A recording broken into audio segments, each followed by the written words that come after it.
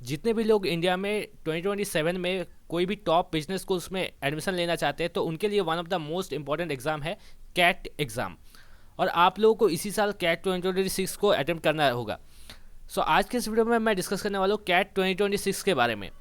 So hello everyone, my name is Subarno और अगर आप चैनल में नए हैं तो चैनल को जरूर सब्सक्राइब करिए और वीडियो में अंत तक बने रहिए।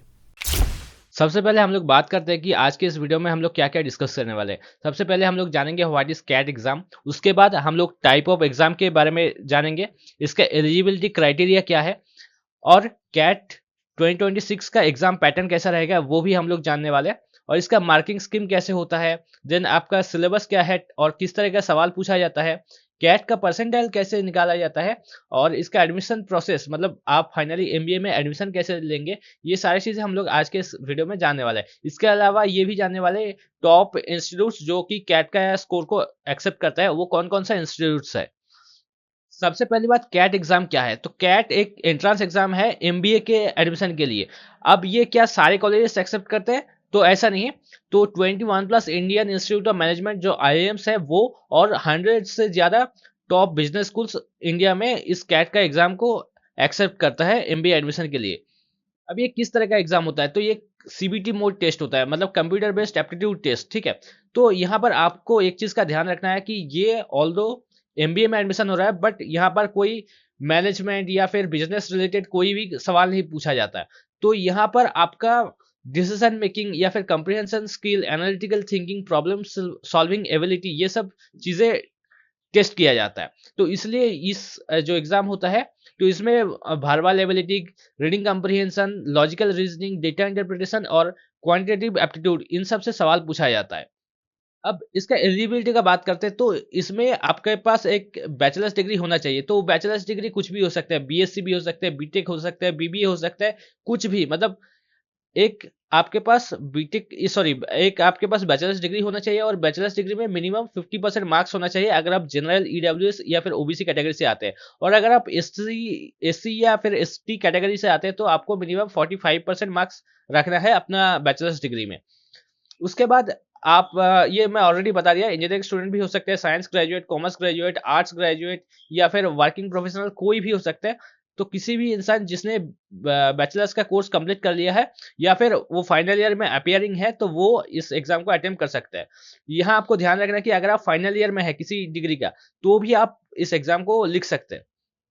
देन इसका एज लिमिट कोई कुछ भी नहीं है, तो आप किसी भी एज में लिख सकते हैं और अनलिमिटेड अटेम्प्ट्स है, आप कितने भी बार कैट का एग्जाम को लिख सकते हैं, इसमें कोई रोक नहीं है। अब हम लोग बात करते हैं कैट 2026 का एग्जाम पैटर्न के बारे में। तो यहाँ पर टोटल 3 सेक्शंस होता है, एक होता है VARC, एक होता है DILR और एक होता है QA। तो ये क्या क्या है? जो VARC है इसका फुल फॉर्म है verbal ability and reading comprehension. तो इसमें टोटल 24 क्वेश्चन पूछा जाता है और उस 24 क्वेश्चन के लिए 40 मिनट्स का टाइम दिया जाता है। यहाँ आपको ध्यान रखना है, ऐसा नहीं होता है कि सारे क्वेश्चन दे दिया और टोटल टाइम दे दिया, ऐसा नहीं होता।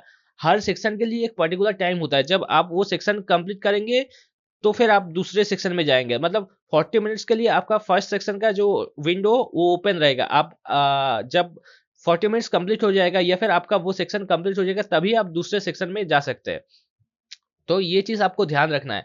दूसरा जो सेक्शन है दैट इज DILR, मतलब data interpretation and logical reasoning. तो इसमें टोटल 22 क्वेश्चंस रहता है और उसके लिए सेम 40 मिनट्स टाइम रहता है। क्वांटिटेटिव एप्टीट्यूड जो QA पार्ट है इसमें भी 22 क्वेश्चंस रहता है और टोटल 40 मिनट्स का टाइम रहता है। तो आपको यहाँ देखना है कि सारे के लिए 40 मिनट्स रहता है बट DILR और क्वांटिटेटिव एप्टीट्यूड में 22 क्वेश्चंस रहता है हर एक सेक्शन में।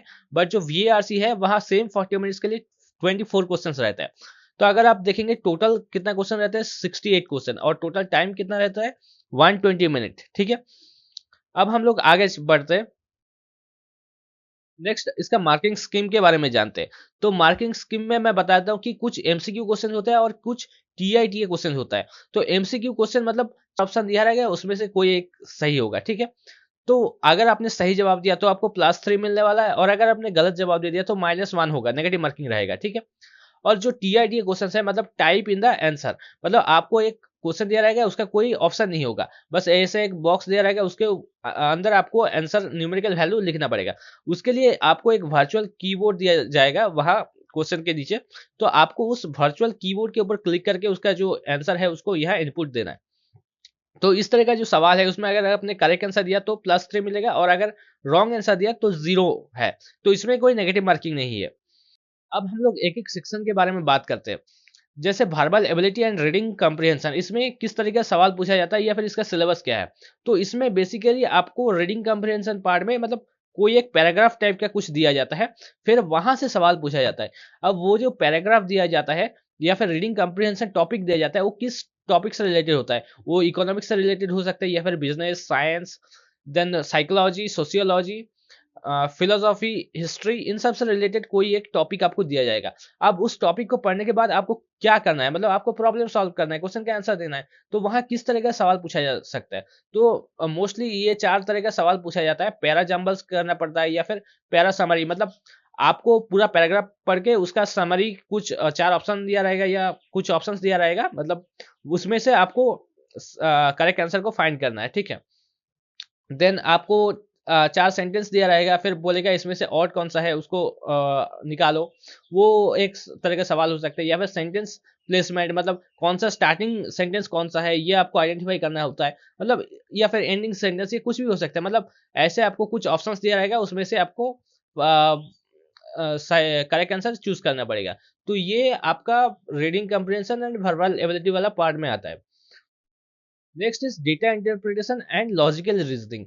तो इसमें 2 पार्ट है, जैसे एक है आपका डेटा इंटरप्रिटेशन वाला पार्ट और एक है लॉजिकल रीजनिंग वाला पार्ट। तो डेटा इंटरप्रिटेशन में क्या आता है, टेबल्स आता है या फिर पाई चार्ट्स, बार ग्राफ्स, मिक्स्ड ग्राफ्स, मतलब ये सारी चीजें जो आप बचपन में पढ़े हैं, तो उन्हीं को थोड़ा आपको अच्छे से प्रैक्टिस करके जाना है, क्योंकि वहां बहुत जल्दी जल्दी करना होगा और वहां बहुत ज्यादा डेटा रहेगा, तो उस डेटा को एनालाइज करके उससे रिलेटेड कुछ प्रॉब्लम आपको सॉल्व करना है। एंड लॉजिकल रीजनिंग वाले पार्ट में क्या आ सकता है, मतलब किस तरह के टॉपिक से क्वेश्चन आ सकता है, like arrangement, tournaments, scheduling, then आपका पजल्स, नेटवर्किंग, गेम्स, इन सब से रिलेटेड क्वेश्चंस पूछा जाता है। अब क्वांटिटेटिव एप्टीट्यूड, तो इसका सिलेबस थोड़ा ज़्यादा है बट बहुत ईज़ी है, ठीक है? बहुत ईज़ी है बट आपको प्रैक्टिस की भी ज़रूरत है, क्योंकि इसमें बहुत सारे टॉपिक्स आते हैं और आपको बहुत जल्दी बहुत बड़ा प्रॉब्लम का सॉल्यूशन निकालना है। इसमें कुछ पार्ट्स आता है जैसे arithmetic, algebra, geometry, number system, modern mathematics. अब हम लोग एक-एक करके इन सारे सेक्शंस के अंदर का चीज़ें देखने वाले हैं। जैसे अरिथमेटिक पार्ट में क्या पूछा जाता है आपको, percentage, profit and loss, simple interest and compound interest, time and work, time speed distance, ratio and proportions, mixtures. और अगर मैं अलजेब्रा का बात करूँ तो उसमें linear equations, quadratic equation, logarithm, functions, then progressions, तो इन सब से सवाल पूछा जाता है। अगर जियोमेट्री का बात करूँ तो जियोमेट्री में बहुत बेसिक जियोमेट्री पूछा जाता है, जैसे आपका ट्रायंगल्स, सर्कल्स, पॉलीगॉन्स और मेंसुरेशन, ठीक है? इन्हीं सब से सवाल पूछा जाता है। ऐसा नहीं कि एडवांस मैथ्स पूछ दिया, ऐसा नहीं होता है, ठीक है? बेसिक जो आपका मैथ्स होता है वही पूछते हैं।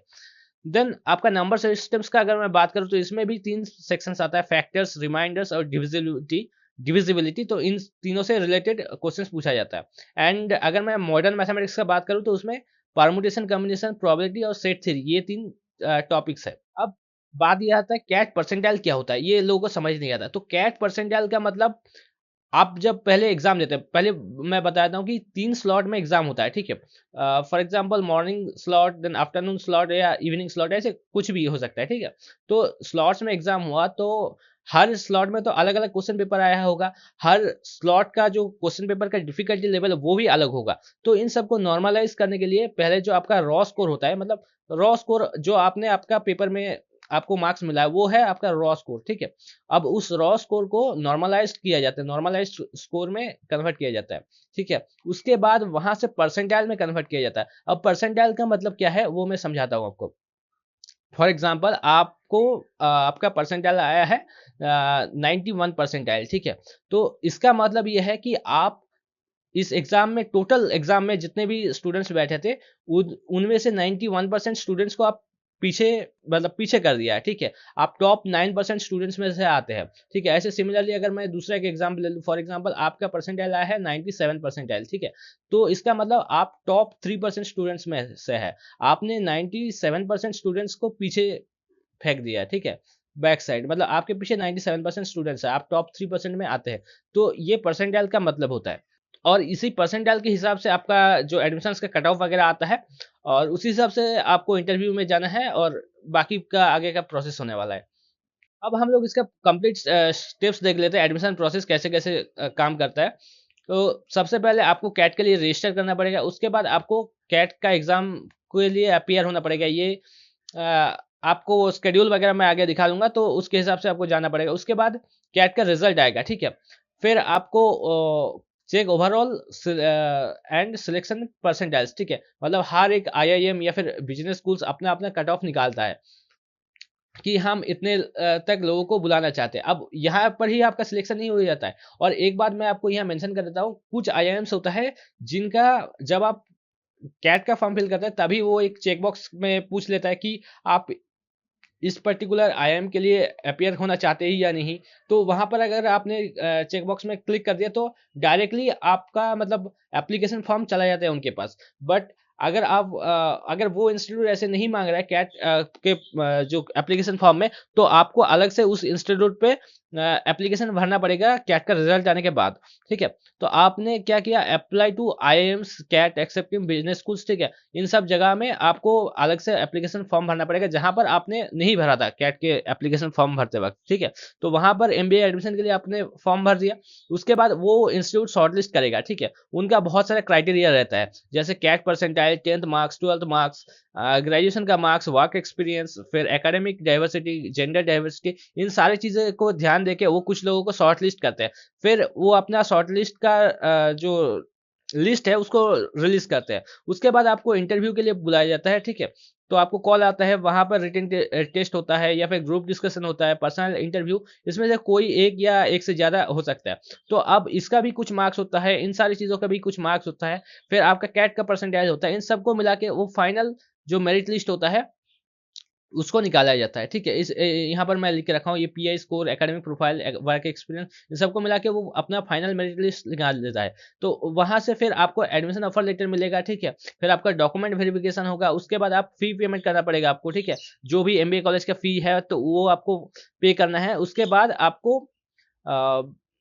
बाद आपका एमबीए कंफर्म हो जाएगा, मतलब एडमिशन कंफर्म हो जाएगा। उसके बाद आपको एक डेट दिया जाएगा जब जाके आप कॉलेज को जॉइन करने वाले हैं, ठीक है? तो ये है आपका बी स्कूल में या फिर आईआईएम में एडमिशन के लिए कंप्लीट प्रोसेस। अब हम लोग बात करते हैं टॉप इंस्टीट्यूट्स जो कि कैट का स्कोर को एक्सेप्ट करता है और कितना स्कोर मांगता है। तो अगर आपको टॉप आईआईएम्स में जाना है, जिसको हम लोग आईआईएम ब्लैकी कहते हैं, ठीक है? ब्लैकी कैसे, देखिए, जो बैंगलोर है उसका जो फर्स्ट लेटर है that is B, then Lucknow का एल, देन आपका अहमदाबाद का ए, और कलकत्ता का सी, कोझिकोड का के, और इंदौर का E. So this is acronymed as BLACKI, ठीक है? तो ये जो टॉप आईएम्स है, यहाँ पर अगर आपको एडमिशन लेना है तो 99% स्टाइल से ज़्यादा ही लाना पड़ेगा, तभी आपका कॉल आएगा, ठीक है? उसके बाद इंटरव्यू वगैरह हो गया, उसके बाद ही आपको एडमिशन मिलेगा। मतलब कोई गारंटी नहीं है कि बस 99 से ज़्यादा आप ला दिया तो आपका एडमिशन हो जाएगा, ऐसा कोई गारंटी नहीं है। बाकी सारी चीज़ों का भी कुछ मार्क्स होता है, तो उनके ऊपर भी डिपेंड करता है।